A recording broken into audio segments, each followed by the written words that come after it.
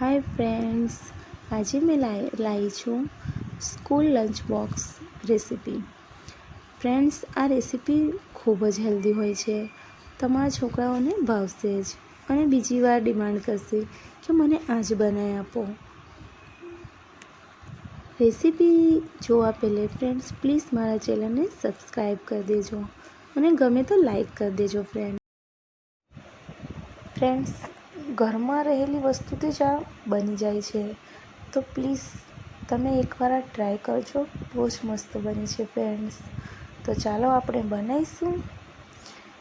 Friends, આપણા બધાના ઘરમાં તો રવો તો હોય જ છે, એનાથી જ આ બને છે, એટલે ઇઝીલી બની જાય છે.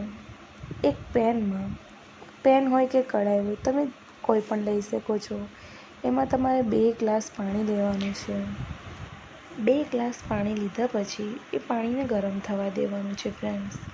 અને 1 ચમચી ચીલી ફ્લેક્સ અને 1 ચમચી ઓરેગાનો અને સ્વાદ પ્રમાણે મીઠું ઉમેરવાનું છે ફ્રેન્ડ્સ. અને થોડુંક હલાવીશું.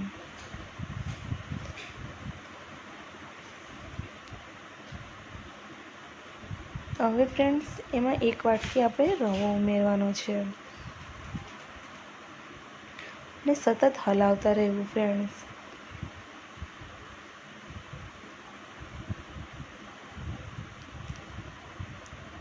એક ચમચી તેલ રેડવાનું છે, જેનાથી એ કઢાઈમાં ચોટે નહીં. અને આવી રીતે એક પ્લેટમાં કાઢીને પંખા નીચે ઠંડુ થવા દેવાનું છે ફ્રેન્ડ્સ.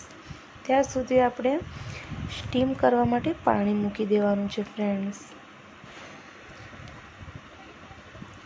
ફ્રેન્ડ્સ, આ ઠંડુ થઈ જાય એટલે તમારે એક હાથમાં તેલ લગાવીને એના નાના નાના બોલ્સ બનાવવાના છે ફ્રેન્ડ્સ. પણ જો તમને એના માટે ટાઈમ ના હોય તો તમે આવી રીતે કરી શકો છો. મેં આ જ ટ્રીક કરું છું ફ્રેન્ડ્સ. આનાથી જલ્દી થઈ જાય છે ફ્રેન્ડ્સ.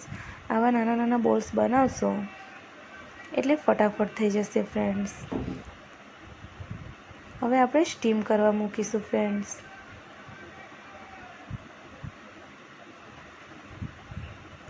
આવી રીતે મેં બધા જ બોલ્સ બનાવી દીધા છે ફ્રેન્ડ્સ. આ ફટાફટ થઈ જાય છે ફ્રેન્ડ્સ. હવે આ 10 મિનિટ માટે સ્ટીમ કરીશું. 10 મિનિટ પછી જોઈશું, સ્ટીમ થઈ ગયા છે. હવે આપણે એને ઠંડા કરવા પંખા નીચે મૂકી દેવાના છે ફ્રેન્ડ્સ. પછી એનો વઘાર કરવાનો છે ફ્રેન્ડ્સ. 2 ચમચી તેલ લઈશું આપણે. એમાં રાઈ,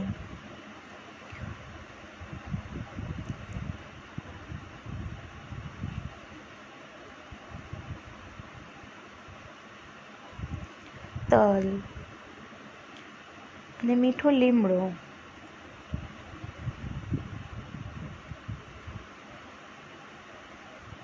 હળદર, મરચું, ગરમ મસાલો અને બધા બોલ્સ આપણે અંદર નાખીશું અને ધીરે રહીને હલાવીશું. ગેસ ઓફ કરી દેશો ફ્રેન્ડ્સ તો પણ ચાલશે. હવે ગાર્નિશ માટે ધાનો લઈશું.